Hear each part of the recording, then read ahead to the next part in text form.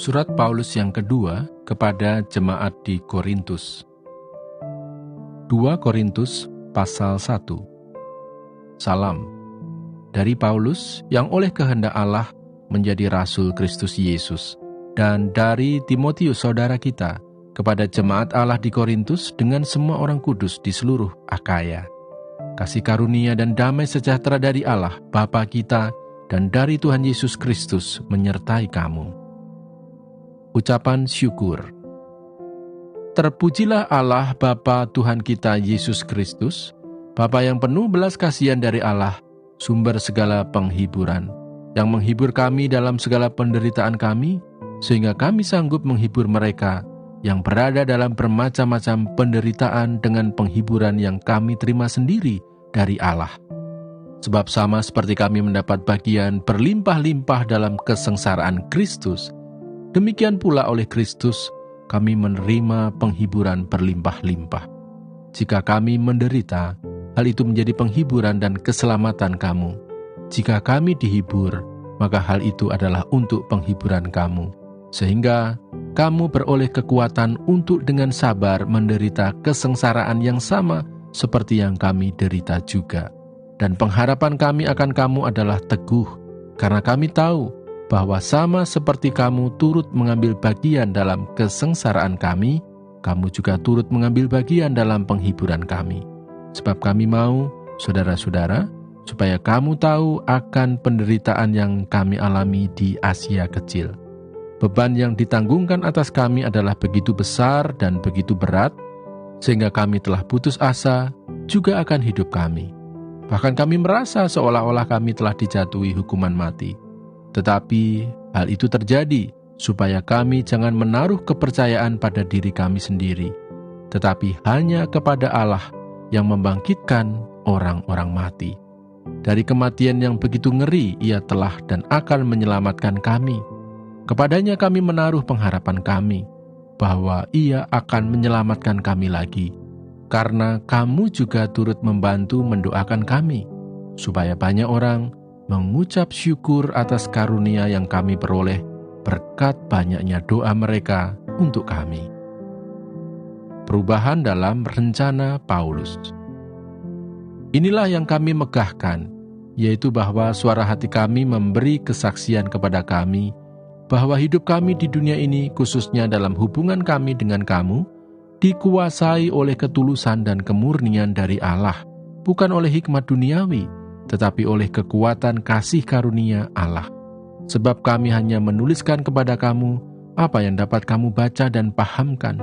Dan aku harap mudah-mudahan kamu akan memahaminya sepenuhnya, seperti yang telah kamu pahamkan sebagiannya dari kami, yaitu bahwa pada hari Tuhan Yesus, kamu akan bermegah atas kami, seperti kami juga akan bermegah atas kamu. Berdasarkan keyakinan ini, aku pernah merencanakan untuk mengunjungi kamu dahulu, supaya kamu boleh menerima kasih karunia untuk kedua kalinya. Kemudian aku mau meneruskan perjalananku ke Makedonia, lalu dari Makedonia kembali lagi kepada kamu, supaya kamu menolong aku dalam perjalananku ke Yudea. Jadi, adakah aku bertindak serampangan dalam merencanakan hal ini? Atau adakah aku membuat rencanaku itu menurut keinginanku sendiri, sehingga padaku serentak terdapat ya dan tidak?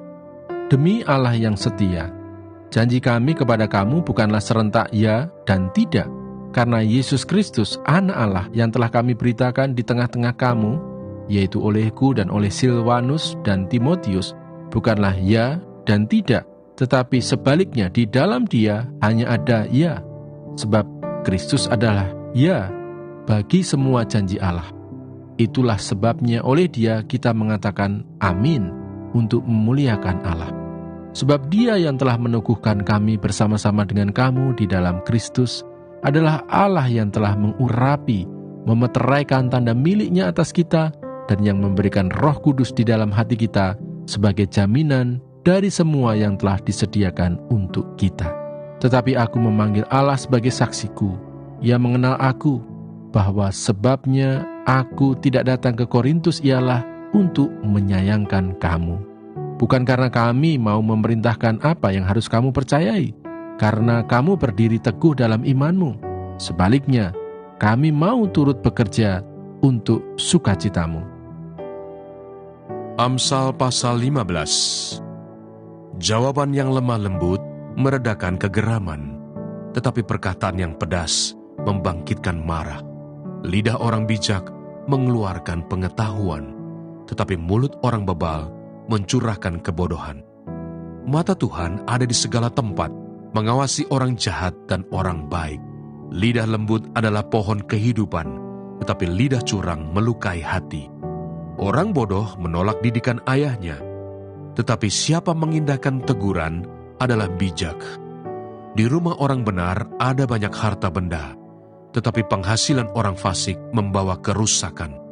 Bibir orang bijak menaburkan pengetahuan, tetapi hati orang bebal tidak jujur. Korban orang fasik adalah kekejian bagi Tuhan, tetapi doa orang jujur dikenannya. Jalan orang fasik adalah kekejian bagi Tuhan, tetapi siapa mengejar kebenaran dikasihinya. Didikan yang keras adalah bagi orang yang meninggalkan jalan yang benar, dan siapa benci kepada teguran akan mati. Dunia orang mati dan kebinasaan terbuka di hadapan Tuhan, lebih-lebih hati anak manusia. Si pencemooh tidak suka ditegur orang. Ia tidak mau pergi kepada orang bijak. Hati yang gembira membuat muka berseri-seri, tetapi kepedihan hati mematahkan semangat. Hati orang berpengertian mencari pengetahuan, tetapi mulut orang bebal sibuk dengan kebodohan.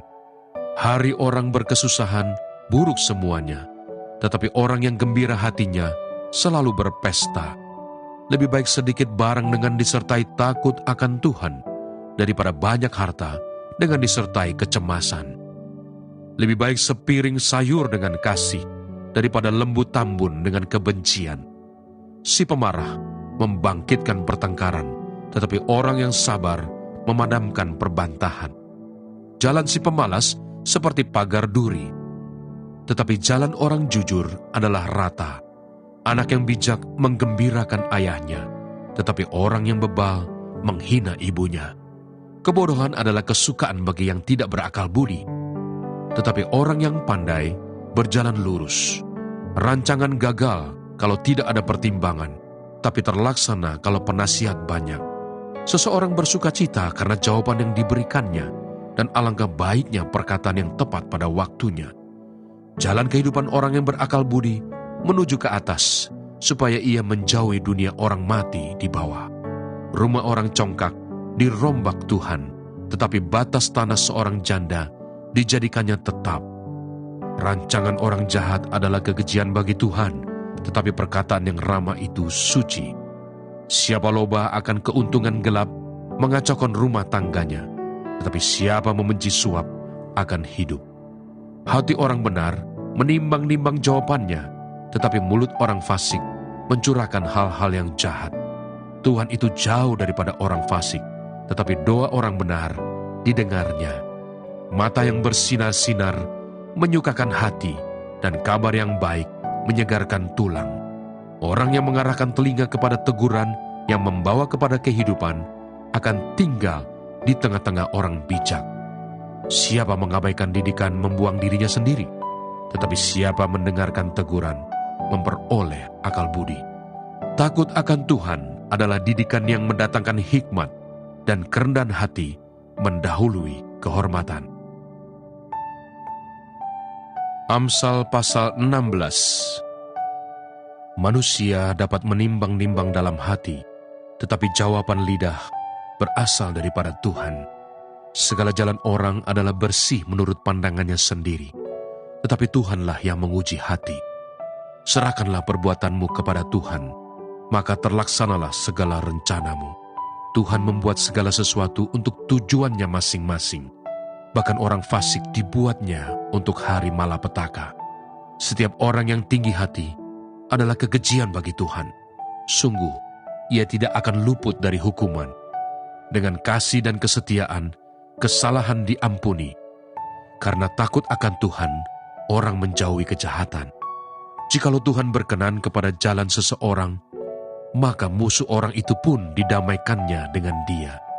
Lebih baik penghasilan sedikit disertai kebenaran daripada penghasilan banyak tanpa keadilan. Hati manusia memikir-mikirkan jalannya, tetapi Tuhanlah yang menentukan arah langkahnya. Keputusan dari Allah ada di bibir raja. Kalau ia mengadili, mulutnya tidak berbuat salah. Timbangan dan neraca yang betul adalah kepunyaan Tuhan. Segala batu timbangan di dalam pundi-pundi adalah buatannya. Melakukan kefasikan adalah kekejian bagi raja, karena tahta menjadi kokoh oleh kebenaran.